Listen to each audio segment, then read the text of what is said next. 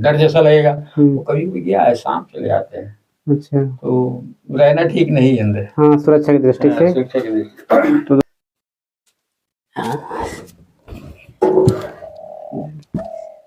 ये खया जन्मों की भक्ति का पूर्ण का पुण्य जब पूरा हो जाता है तब आदिशक्ति का दर्शन होता है। ऐसा शास्त्र बैठा है। तो जब मैं लाइट जलाया तब तो हमारी चोटी खड़ी हो गई, चुटकी।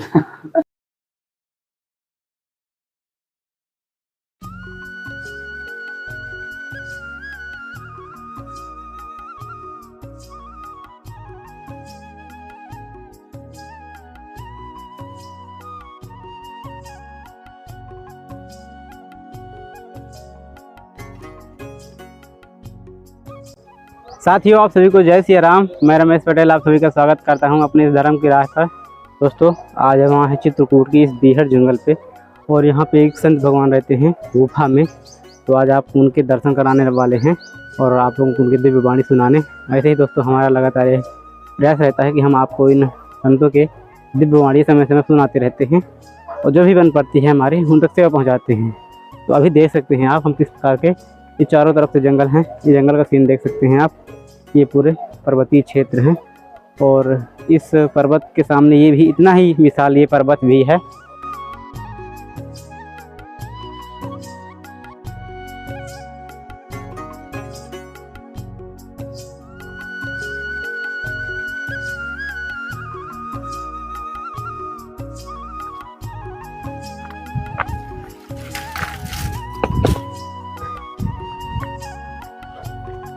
बंद कर दो दोस्तों। ये है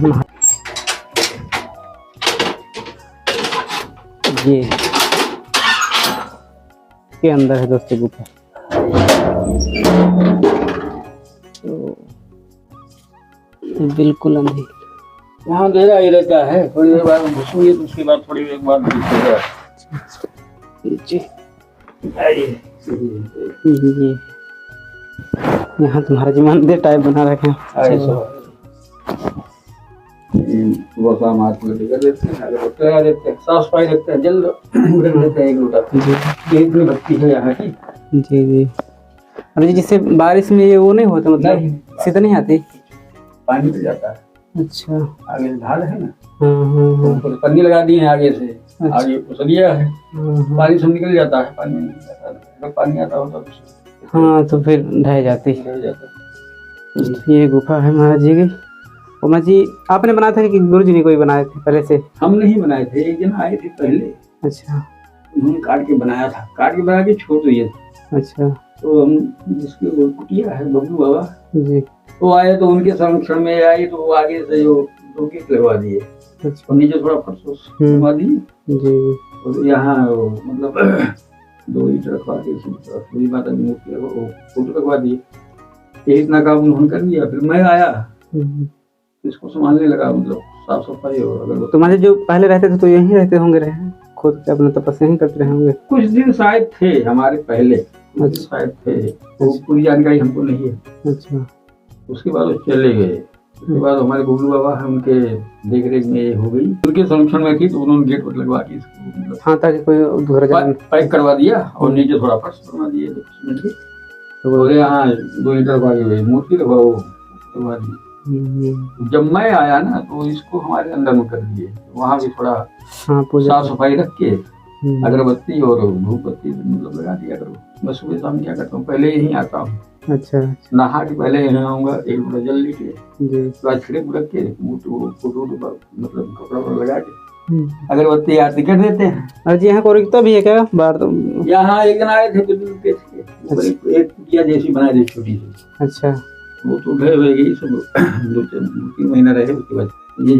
तो ये है दोस्तों महाराज जी के जो एक गुफा टाइप बना रखे हैं। महाराज जी गर्मी में तो बहुत अच्छा लगता होगा ना? रहने के लिए भी अच्छा है, ठंडी के लिए भी ठंडा, रहने लायक नहीं है। अच्छा, आप रह नहीं सकते। जैसे आपको भक्ति साधना है, घंटे 2 घंटे बैठ के, हाँ, शांति, या कोई पाठ करना है या मतलब ध्यान करना है, तो आप बैठ के घंटे 2 घंटे कर सकते हैं। यहाँ कुछ तो मतलब बीहड़ इलाका है तो डर जैसा लगेगा। वो कभी भी गया है, शाम चले आते हैं। अच्छा, तो रहना ठीक नहीं है अंदर। हाँ सुरक्षा की दृष्टि से। सुरक्षा की दृष्टि। तो दोस्तों ये थी गुफा एक टाइप की।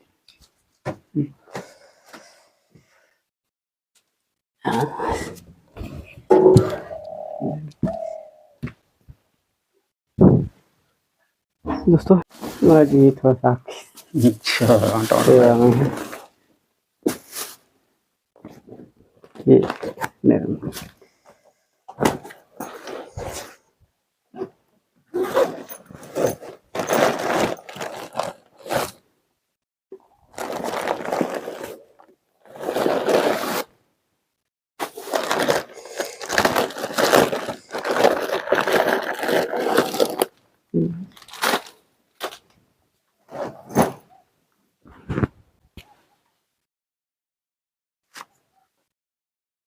ये महाराज ठीक। बस अपना थोड़ा आशीर्वाद बनाए रखिए।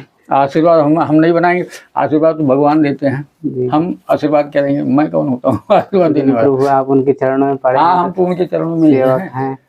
आशीर्वाद देना तो उनका काम, हम तो आपके लिए खाली कहते हैं यदि अंदर बैठे ऑफिसर से मिलना है तो पहले जो गेट में काम ना कर सकते हैं। चौकीदार लगे हैं उनसे आप अगर अच्छा उनका आपसे नाता है तो आपकी बात हाँ, चौकीदार जो है आपकी बात को वहाँ तक जल्दी पहुँचा देते हैं।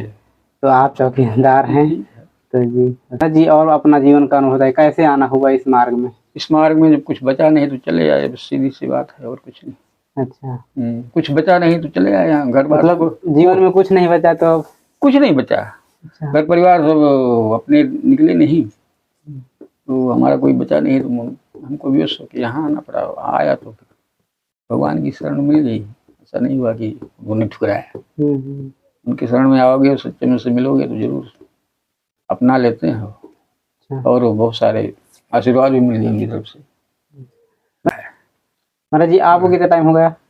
कहाँ इसमें? हाँ मतलब इस छोड़े हुए गृहस्थी को? गृहस्थी को छोड़े 7-8 साल हो गया लगभग। अच्छा। गृहस्थ में कुछ बचा नहीं है हमारे पास, कुछ नहीं, एकदम शून्य है। शून्य के बाद फिर बोले कि यहाँ मतलब से सोचे कि यहाँ रहना, फिर वही है कि बाद में कुछ नहीं मिलेगा। कम से कम भगवान की शरण में जाएंगे तो उनकी शरण मिल जाएगी तो भी समझ लो बहुत हो गया। यहाँ की साफ सफाई देख रहे हो, भोजन प्रसाद अपना ही बनाए पाए, सारे साधन है, मिलते रहते हैं। भोजन प्रसाद की व्यवस्था कैसे, कहाँ से?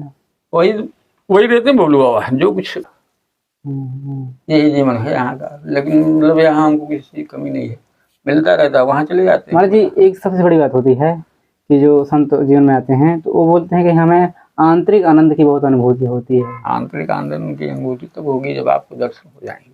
अच्छा, तभी आंतरिक आनंद। जैसे संसार हमने छोड़ दिया है, केवल हम भजन में ध्यान रखते हैं तो हमें आनंद आता है। आनंद कब आएगा?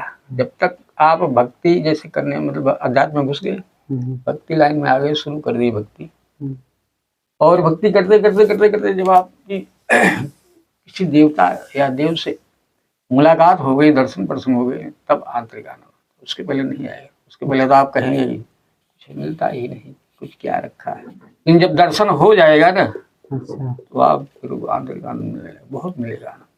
महाराज जी आपको ऐसा कोई गुरुजी ने अपना अनुभव बताया हो क्या? नहीं, गुरुजी ने हमको ऐसा कुछ अनुभव नहीं बताया, ये मैं खुद का अनुभव बता रहा हूँ। अच्छा, नहीं सत्संग में कहीं बैठे हो तो कोई ऐसे महान संत आए हों कि बोले कि बेटा ऐसा भी होता है, कुछ अपना अनुभव बताए हों? नहीं, ऐसा कुछ नहीं बताया। अच्छा, जैसे मैं सत्संग में, मतलब सत्संग या प्रवचन में बहुत सुनता था, तब हमारा साक्षात्कार या किसी बड़े संतों से नहीं हुआ, छोटे मोटे साधु संतों से हुआ। लेकिन किसी का ऐसा विशेष अनुभव, कोई संत, मतलब कोई विशेष संत या छोटे बड़े संत, मतलब अपना अनुभव ऐसा कुछ बताया नहीं। अच्छा, हमको यही बताया गया, मैं मतलब एक खुद को जानना पड़ता है कि भक्ति में किस तरीके से पेश आना है। अच्छा, पहले खुद को जानो। हाँ, पहले खुद, मतलब नहीं, जैसे हम कोई कार्य कर रहे हैं तो हमको उस कार्य को कैसे करना है। अच्छा, वो कार्य और व्यवहार कैसे करें कि भगवान मतलब हमको दर्शन दें। अच्छा, ये तो हमको खुद करना होगा, भले कोई घोल के पिलावे या बतावे या ना बतावे। जैसे हमको पूजा का कार्य दे दिया गया, रसोई का कार्य दे दिया, साफ सफाई का दे दिया गया। जैसे किसी आश्रम में गए तो वहाँ पूजा का कार्य दे सकते हैं, आपको साफ सफाई का दे सकते हैं, या कुछ रख रखाव का दे सकते हैं, या भंडारे में आपको लगा दिया। जो कार्य हमको दिया जा रहा है उसको हम सच्चे मन से करें, शुद्ध करें। सबसे बड़ी विशेषता वो होती है। अच्छा। हाँ, जब आप उसको सच्चे मन से मतलब शुद्ध करेंगे, क्योंकि सफाई से करना है और भाव से करना है, तो मतलब भाव ही भक्ति का दूसरा रूप है। तो जब भाव से करेंगे तो निश्चित भगवान उसको देख रहे हैं कि आपका कार्य कैसा हो रहा है। भक्ति कर रहे हो या पूजा कर रहे हो या कीर्तन में ही बिठा दिया गया, तो आप कीर्तन किस भाव से कर रहे हैं।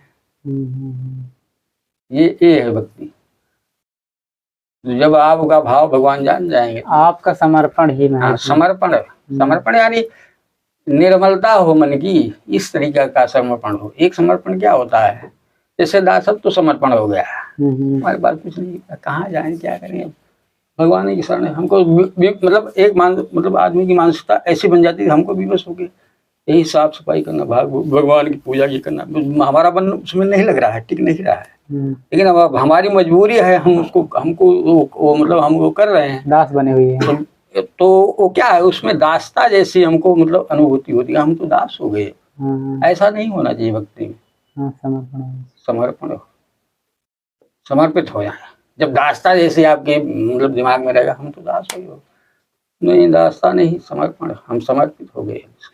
दास में आती थोड़ा हाँ मजबूरी आती है। दास में क्या है, हाँ। जैसे हम आपके अधीन हैं, तो आप हमको जैसा चाहे वैसे न चाहें, ये दासता हुई। लेकिन समर्पण क्या है कि हम अपने से सब करेंगे। हम मतलब जैसे आपने कहा कि यहाँ झाड़ू मार दो, इतने में मारना है, तो उसके साइड में भी थोड़ा अगर जगह दिख रही है, वहां भी सफाई कर लो, वो समर्पण हो गया, वो निर्मलता हो गई मन की। और जितना कार्य दिया गया हमको सफाई का, उसको व्यवस्थित ढंग से करें, तो उसका फल है। लेकिन ये नहीं कि इतना भी बोले झाड़ू मार के, तो इतने में ही मार रहे हैं, तो वो भी मार रहे हैं, तो कचरा चारों तरफ फैला दे रहे हैं। कचरा जो है, इधर का भी कचरा बीच बटोर के किसी दूसरे के यहाँ फैला नहीं, गड्ढे में डाल दो कहीं, दोबारा ना फैले। मतलब जो भी कार्य दिया जाए उसको सच्चे मन से, निर्मल भाव से। मन की निर्मलता बहुत जरूरी है भक्ति में। और जब आपको दर्शन हो जाएंगे, तब आपको आंतरिक अनुभूति होती, मतलब आंतरिक आनंद की अनुभूति मिलेगी। तब आप जान जाएंगे हाँ भगवान की शरणागति में कुछ फल है। और जो दर्शन हो जाएगा उसका फल भी है सामने, आज नहीं तो कल शायद मिलेगा ही, वो फेल नहीं जाएगा। जिस दर्शन का फल है जो, वो फेल नहीं जाएगा, आज नहीं तो कल मिलेगा, 4-6 साल बाद मिलेगा, 10 साल बाद मिलेगा, 20 साल बाद मिलेगा, या इस जन्म में नहीं मिलेगा, अगले जन्म में मिलेगा। और जी जिसे आपको जो मंत्र दिया गया है उसी का जाप करते रहे, कितना कैसे? हाँ, वो भी जाप कर लो, जितना कर लो उतना अच्छा, इसकी लिमिट नहीं है। अच्छा। कोई सीमा नहीं है, और न कोई समय है। जब आपको समय मिल जाए तभी आप शुरू कर दीजिए। मतलब जितनी बार जिस देव का नाम लेंगे उतना ही फल है। चाहे राम करो, चाहे ओम नमः शिवाय करो, चाहे जय माता जय माता जय माता जय, कोई भी मतलब किसी देवता का नाम लीजिए आप, चाहे जब लीजिए, चाहे जितना लीजिए, कोई समय या लिमिट नहीं है। जितना लोगे उसका उतना फल जो है मिलता जाएगा, और वो श्रेणी बनती जाएगी। वो एक स्टेप बाय स्टेप वो बहुत बड़ी ऊंची सीढ़ी बन जाएगी। जब ऊंची सीढ़ी बन जाएगी वहां की लिमिट की, तो वो खड़े हो जाएंगे वहां, तो वहां तक आपकी भक्ति हो जाएगी, वहां ऊपर ही मिलेंगे, वो सामने दिखेंगे। ऐसा हमारा अनुभव है, और हमको तो हो गया अनुभव, मतलब दर्शन वही बता रहा हूँ आपसे, बस कुछ नहीं। ऐसा थोड़ा महती अनुभव हुआ है। हाँ, अनुभव हुआ है यही महाराज जी। सबके दर्शन हुए। मैं तो भक्ति में नहीं था, तभी हमको आदि शक्ति के दर्शन हो गए थे। अच्छा। वो उस समय हमको एक साथ में पहले आकाश का दर्शन हुआ, तारे मंडल हैं, फिर ठाकुर बाबा हैं, फिर ठाकुर बाबा जिसमें बैठते हैं जालीदार पीतल का, उसमें माँ जसोदा का स्वरूप बताया गया, वो दर्शन हुआ। ऊपर ही 8 ठाकुर बाबा यानी वो आखिरी सीढ़ी है ठाकुर बाबा की। जैसे हम ठाकुर बाबा जमीन पे नीचे करते हैं पूजा, तो छोटे ठाकुर बाबा हुए, लेकिन वो आधे ठाकुर बाबा। माँ जसोदा फिर एक पिंड दिखता है इतना बड़ा, वो भी ठाकुर बाबा का स्वरूप है, लेकिन तब जाली हट जाती है, वो महामाया का स्वरूप है। अच्छा। और फिर अष्टभुजी काली का स्वरूप हो जाता है, ऊपर ही देख रहे हैं सब, काली कुछ दूर आती है फिर वो मतलब नील वर्ण में हो जाती है, चंडी का रूप हो जाता है। अच्छा, वो कुछ दूर आती है धीरे धीरे फिर अजी ये जो आगे मतलब 20-25 फुट ऊपर रुकी, फिर धीरे धीरे ओझल हो गई। उसके बाद फिर लाइट हुई 5 फुट एक राउंड में, फिर आगे शक्ति आ गई। अजी ये सब जो देख रहे थे तो मतलब आप किस स्थिति में थे जब ये सब दिख रहा था आपको? मैं ध्यान में कि मतलब ऐसे सो रहे थे, सो रहे? स्वप्न में, स्वप्नावस्था में ही दिखाता है। हाँ, उसी में सब चीज होती है। उसी में दिख जाएगा स्वप्न में। हम्म। जैसे हम सो रहे हैं यहाँ, तो हमको स्वप्न में पहुंच जाऊंगा वहाँ, वहां पहुंच गया, फिर वहां खड़े हैं तो वहां दर्शन देख रहे हैं, मैं देख रहा हूँ स्वप्न, मतलब सो रहा हूँ खड़िए पर, खड़ा हूँ वहां स्वप्न में देख रहा हूँ, तो ऊपर सब दर्शन होते आ रहे हैं। दर्शन में आद्य शक्ति आ गई उनके दर्शन, तब तो मैं आध्यात्म में आया ही नहीं था। लेकिन वो आपके वहाँ बन गई ना, राह बन गई ना? नहीं, किसी जन्म की वो कमाई थी। आद्य शक्ति के दर्शन का फल शास्त्रों में बताया है कि जब मतलब 1000 जन्मों की भक्ति का पुण्य जब पूरा हो जाता है, 1000 जन्मों की भक्ति का पुण्य का पुण्य जब पूरा हो जाता है, तब आदि शक्ति का दर्शन होता है। ऐसा शास्त्र में लिखा गया है। हमको भी मतलब ये मतलब पता नहीं था, लोगों की चर्चा में ये हमको जानकारी हुई। अच्छा। आदि शक्ति का दर्शन जो है सबसे हाई लेवल का बताया गया है। उसकी अच्छा, मतलब सब देवताओं से दर्शन सबसे ऊपर बताया गया है, सबसे ऊपर। और वो तीनों काल के लिए होता है, जो मतलब आदि शक्ति का दर्शन जब आसमान में होगा, आकाश में, जमीन से नहीं होगा, ऊपर ही होगा, तो अब तीनों काल के लिए बताया गया है। अच्छा। तीनों काल महाराज जैसे तीनों काल के लिए, मतलब फिर तीनों काल के लिए जो शास्त्र में उसका मतलब फल बताया है ना, वो तीनों काल के लिए होगा। अच्छा। भूत के लिए, वर्तमान के लिए, भविष्य के लिए। सृष्टि के बाद भी, सृष्टि जब है प्रेजेंट तो भी है, और सृष्टि नहीं रहेगी तब के लिए भी है। तीनों काल का मतलब है भूत भविष्य वर्तमान। सृष्टि नहीं रहेगी तब इसका मतलब उसका कोई फर्क नहीं है, काल का कोई फर्क ही नहीं है। काल का मतलब तीनों काल यानी सदा बराबर है, सदा सर्वदा के लिए। हाँ, सब हमेशा के लिए, सदा सर्वदा के लिए हो गया। ऐसा उसमें लिखा है। तो दोस्तों ये था महाराज जी का अपना अनुभव जो था, और यहाँ कुटिया बनाकर महाराज जी एकांत ऐसे अपना जीवन बिता रहे हैं। अब उनके थोड़ा सा एकांत में पड़ जाता है, कहीं कोई भय नहीं लगता कि थोड़ा? नहीं, भय का आएगा लगेगा, भय नहीं, क्योंकि थोड़ा कोई नहीं है ना यहाँ जंगल में। ये साइड में वो लोग हैं, सब घूमते रहते हैं जंगलों में इधर रात। लेकिन ये कि झेलना तो पड़ता ही, झेलना पड़ेगा। मौसम की मार झेलना, गर्मी हो रही थी गर्मी की मार झेलो, ठंडी हो रही ठंडी की मार झेलो, और बरसात हो रही तो बरसात की मार।